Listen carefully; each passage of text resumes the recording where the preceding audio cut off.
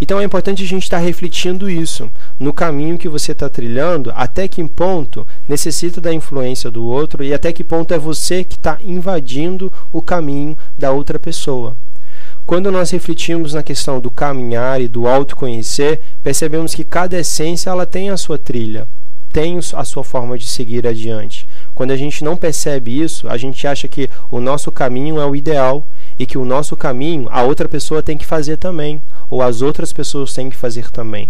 Esquecemos que cada um está num estágio de evolução, um estágio de amadurecimento, e cada um tem o seu próprio caminho a ser trilhado. Então é importante a gente fazer essa reflexão constante das pessoas que a gente vai encontrando em nosso caminho, entendendo se nós, de alguma forma, somos nós que estamos colocando a nossa mochila cheia de pedra nas costas de uma pessoa que não precisava carregar aquilo ali, ou se somos nós que estamos puxando mochila de pedra para a gente sem necessidade, por não estarmos respeitando os limites que cada um tem, e se nós estamos realmente trilhando esse caminho com sabedoria. Quando eu falo em caminho aqui, a gente está remetendo a todas aquelas ideias que falei no início.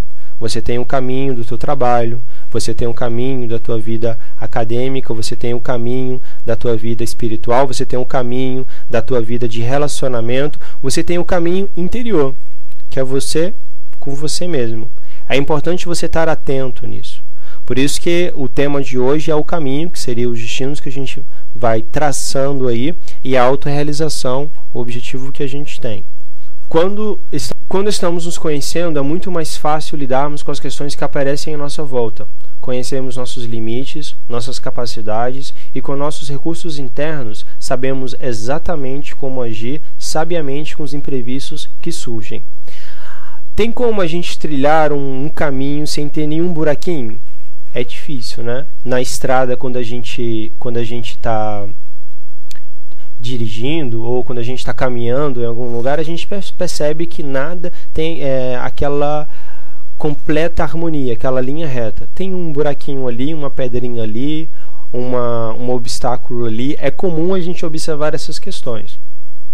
Quando a gente está buscando nos conhecer, a gente pode entender se aquelas questões elas são recorrentes ou se são únicas, são exclusivas naquele momento e não voltam a se repetir. Quando as questões elas estão se repetindo constantemente, ou seja, constantemente você encontra a mesma pedra neste caminho, o mesmo obstáculo neste caminho, aí é onde você tem que começar mais profundamente um autoconhecimento, uma reflexão do porquê aquela questão está repetindo novamente na sua vida. Porque essa questão está novamente presente. Aquela pedra ela não foi removida, ela continua ali. Se são pedras diferentes, menos mal. Mas quando é a mesma, ela volta a se repetir. Às vezes uma pessoa, por exemplo, estava em um estudo onde o estudo do caminho que era a questão profissional. Então a demanda, a reclamação era a seguinte, era que em todo o trabalho que aquela pessoa ia, ela encontrava um chefe que abusava no sentido de explorar, sobrecarregar de trabalho. Essa pessoa não entendia por que isso acontecia. Então, às vezes, a gente vive essas situações porque nós mesmos provocamos. A gente coloca aquela pedra e não sabemos nos posicionar diante dela, né? Quando você conhece o seu limite, você sabe dizer o seu limite para uma outra pessoa, para que essa pessoa esteja sinalizada que você só vai até ali, você não vai além disso. Quando você não impõe limite para você e nem no lugar onde você está, você simplesmente vai sendo levado. Então, quem estiver ao teu redor começa a perceber que você não tem limite, que você vai indo, até onde levarem você. E nesse caso era isso que acontecia. A pessoa ela não colocava um limite para ela e nem um limite para que as pessoas percebessem que ela só ia até certo ponto. Simplesmente deixavam ir. Até ela começar a observar que ela estava ficando sobrecarregada de tarefas, sobrecarregada de funções. Mas por quê? Ela não aprendia a dar limite. Se ela não colocasse, se ela não buscasse um autoconhecimento para refletir, poxa, será que eu estou conhecendo o meu limite? Será que eu sei as minhas capacidades e estou realmente agindo de acordo com o que o meu organismo suporta? Estou agindo de acordo com o que o pensar suporta, que o sentir suporta, ou estou sobrecarregando eles? Então, em cada caminho que a gente siga, a gente tem uma avaliação muito interessante que a vida e o nosso organismo nos mostram, né? que na vida é o problema e no organismo é a dor. Se o teu corpo está doente e você sente dor, você já sabe, pô, tem alguma coisa disfuncional, tem alguma coisa que não está corretamente, que está desajustado. Então você vai procurar se cuidar para fazer com que o organismo ele volte a estar em harmonia. Da mesma forma é a vida. A vida ela pode te mostrar não falando para você, ei, acorda, você está com problema, você está passando por isso, por causa disso, daquilo e daquilo outro. Não, mas ela mostra através de problemas, através de dificuldades, através de situações desagradáveis. São as experiências que não são tão boas, não são agradáveis a gente. Então a gente percebe, pô, peraí, é porque eu provavelmente não estou dando limite a isso, não estou conhecendo as minhas capacidades para superar isso daí, e estou simplesmente deixando com que essa pedra volte a entrar, entrando nessa recorrência. Então é algo muito interessante quando a gente revive essas questões, pensando dessa forma, pô, peraí, será que eu estou provocando isso? Ou eu estou simplesmente chutando as pedras lá para frente, ao invés de tirar ela do caminho e fazer com que o caminho seja mais harmonizado? Aí a Aline fez uma pergunta: como a gente faz para conciliar nossos caminhos com pessoas cheias de erros? Quando a gente percebe que cada um tem o seu caminho, a gente não precisa entrar no caminho da outra pessoa. A gente pode deixar a pessoa a trilhar o seu próprio caminho junto com os seus eus. Os nossos eus, eles vão sendo poddados, eles vão sendo transformados. A gente tem a opção de transformá-los conscientemente ou inconscientemente, que a gente vai aprender mais para frente. Conscientemente, a gente aprende a transformá-los através da observação, da autoobservação, através do estudo, da reflexão, da compreensão. Então a gente está fazendo uma transformação consciente de pedras que a gente tem que trabalhar para direcionar elas melhor, né? Não ficar no meio do nosso caminho. E também tem as vezes que a gente prefere deixar com que o nosso caminho ele seja levado inconsciente. É quando a gente pisa, chuta, pisa, quebra o pé, machuca, cai e vai indo, e vai caindo, e vai pisando, e vai quebrando, e vai caindo, até chega um momento que a dor é tão forte que a gente já não quer mais confrontar aquilo ali. Já quer buscar uma alternativa para não ficar passando por aquela situação repetitivamente. O que acontece? Para lidar com as pessoas, é importante que a gente respeite os erros delas e mostre para elas uma forma que elas possam conhecer esses estados dentro dela também. Porque às vezes uma pessoa está jogando a pedra na outra, mas ela não sabe que está jogando daquela forma, ela é inconsciente. Se você tem consciência que ela está jogando aquela pedra, que aquela pedra também vai machucar ela lá na frente, você pode mostrar ela. Depois do mostrar, do incentivar a observação, as suas funções em relação a essa pessoa fica limitada, porque só ela que tem a opção de controlar e falar, não jogo mais pedra, não fico mais com esse eu, não fico mais com esse comportamento. A sua função era apenas mostrar.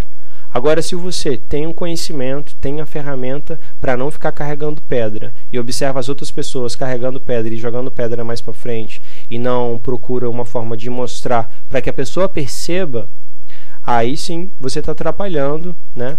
Não está colaborando para que aquela pessoa saia daquele sofrimento ali que ela está passando. Então a ideia é, se a gente trilha um caminho com pessoas que têm vários eus ou várias pedras, vamos assim dizendo, que a gente vai entender mais sobre os eus mais para frente, o nosso ideal é fazer a pessoa observar, olha, você está carregando uma mochila muito pesada, não tem necessidade de você carregar essa mochila dessa forma. Se você quiser, você pode aprender uma alternativa para ir esvaziando essa mochila e carregar algo mais leve e ficar mais à vontade. Se a pessoa não quer, a prática do respeito é sempre importante.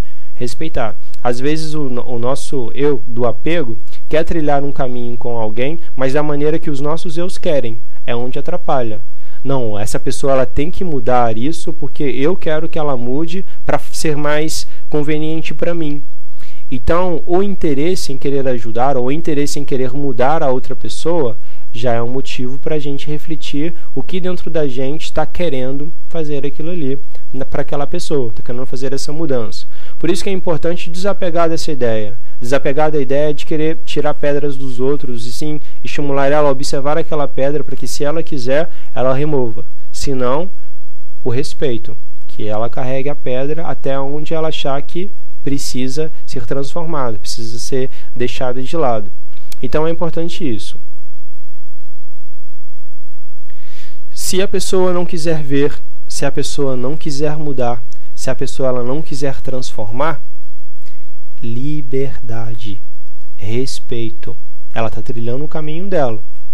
Se for para o bem dela, em um determinado momento de sua existência, ela irá perceber e irá mudar. Mas você tem a sua consciência tranquila que você fez a sua parte. É muito importante a gente ter isso em consciência quando temos o intuito de colaborar com alguém. A intenção de que, bom, falei para você, ela tomou consciência através de mim, dei a palavra, dei a orientação, agora ela não quer deixar essa pedra, tudo bem, que ela siga levando a pedra até o momento que ela observar que não precisa mais carregar ela. Então é importante a gente saber quando é que a gente deve intervir no caminho de uma pessoa e como intervir. Que às vezes nós queremos intervir para satisfação do nosso próprio ego, da nossa própria vontade, do nosso próprio desejo. E essa intervenção acaba nos prejudicando também, porque não estamos fazendo de uma forma sábia, não estamos fazendo com consciência. Então é uma boa reflexão. O autoconhecimento é um aprendizado constante, não só nosso, mas também aprende as pessoas que estão à nossa volta, pois naturalmente somos influenciados e influenciamos os outros à nossa volta. À medida que conhecemos nossas ações e mudamos de forma positiva, as pessoas ao nosso redor sofrem a influência dessa positividade, e assim os ambientes que frequentamos se tornam mais agradáveis. Quando alguém pergunta assim para mim, e eu procuro aplicar isso também, qual é a melhor forma de você colaborar com alguém ou mostrar para a pessoa que aquele caminho que ela está andando tem muita pedra? A melhor forma é através do seu próprio exemplo. Se você se torna um exemplo de caminhos agradáveis, logo a outra pessoa vai ter você como referência. Agora, quando você não mostra um exemplo, então não adianta querer mostrar a outra pessoa um caminho que ela poderia se sentir melhor. Né? Então a nossa principal referência no autoconhecimento é você estar trabalhando com as suas questões internas e trabalhar para equilibrar essas questões internas, do que ter em mente que você deve intervir lá na outra pessoa, deve agir de uma outra forma, porque aí deixa de ser autoconhecimento interior e é um conhecimento voltado para mudar o exterior de uma outra pessoa. Se você consegue se manter equilibrado, consciente, harmonizado, naturalmente as questões ao nosso redor ela começa a se transformar também, como se fosse, essa daí é uma lei, né? Você começa a mudar internamente, externamente naturalmente começa a ir também. Só que o nosso estímulo para nos autoconhecer e iniciar uma mudança não é que o outro mude, que a vizinha mude, que a sociedade mude, mas sim porque temos consciência da necessidade de mudança do nosso ser, para o crescimento da nossa essência, para o despertar de nosso ser interno. Essa deve ser a principal motivação, porque senão, mais uma vez, a gente vai estar fazendo a autorrealização voltada para o meio externo. Não, eu vou começar a mudar agora porque eu quero que a minha namorada mude também. Não, não é assim. Eu vou começar a mudar porque eu sei que internamente tem uma essência que precisa despertar. E ela vai continuar a crescer.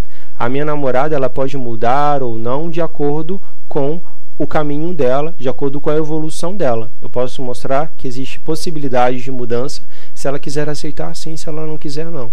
Eu vou começar a mudar para ver se meu irmão muda. Essa também é uma outra ideia errada. É uma outra ideia que acaba desviando o caminho interior e a autorrealização para uma projeção externa, uma realização exterior. Então é importante a gente estar com essa observação e essa reflexão também. Conhecer as nossas ações para transformar a nós mesmos e as nossas ações para transformar o outro. E saber se elas estão equivalentes, se elas estão se encaixando. O Pedro ele fez uma pergunta. Eu não entendi direito, Gil. Como livramos-nos das pedras? O objetivo do autoconhecimento não é você pegar e se livrar das pedras do tipo, peguei da mochila e joguei fora. Essa daí não é uma ideia melhor. A ideia é você compreender essa pedra, entender o porquê que ela está fazendo parte do seu caminho neste momento. À medida que nós compreendemos isso, o que acontece? A gente vai tirar a pedra do nosso caminho, mas não vai tirar ela fora. Você vai tirar ela do seu caminho e deixar ela no lugar onde ela precisa estar.